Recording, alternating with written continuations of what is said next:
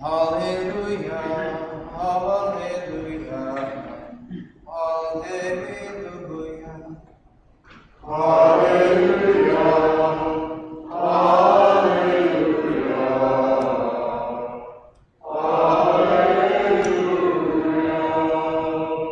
The Lord be with you.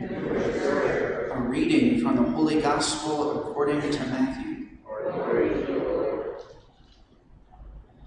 When Jesus saw the crowds, he went up the mountain, and after he had sat down, his disciples came to him.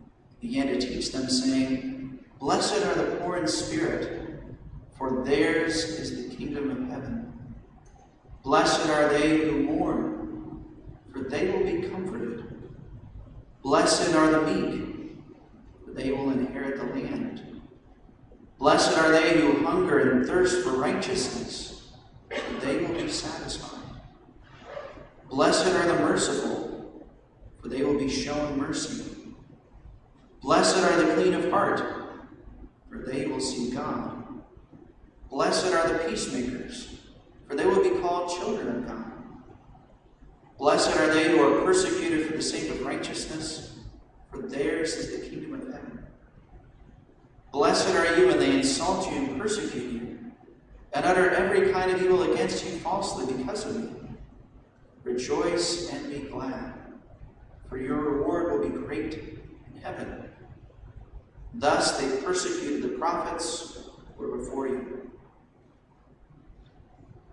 The Gospel of the Lord. Praise to you, Lord Jesus Christ. Now that we are back into ordinary time, we're going to begin reading through the books of Kings. And they're fun books to read. Anybody who's looking for a good place to start, right, in the Bible, to start reading some of the scriptural stories, a great place to start is the books of Samuel and the books of Kings. Right? And the time frame of when this took place, right, remember the timeline of the Old Testament, or somewhere around 1200 BC, Moses liberated the Israelites from Egypt.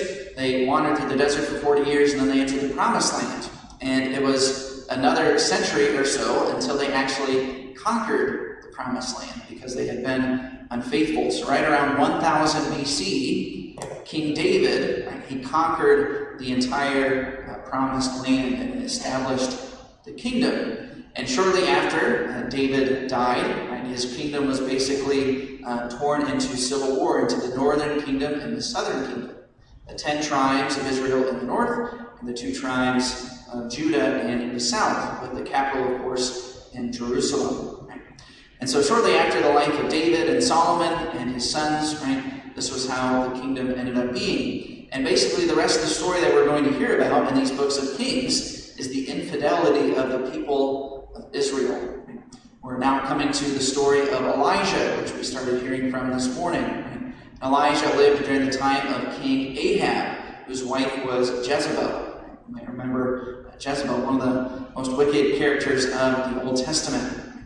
Elijah, from what we know about him, is that he was a celibate prophet. We never hear about a wife or a family. Right? So he seemed to have taken a vow of celibacy in his mission, which is kind of interesting for us as Catholics. He was also a great miracle worker. He was, of course, the mentor of the prophet Elisha. And we see in the reading this morning that the prophet Elijah, one of the miracles he was able to perform is he was able to control the weather, the rain.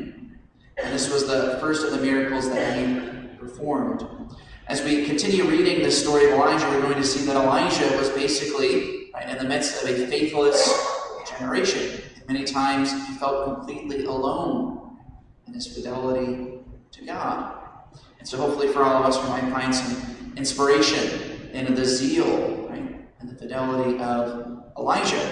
You and I, who are also in the midst of a, for the most part, faithless generation.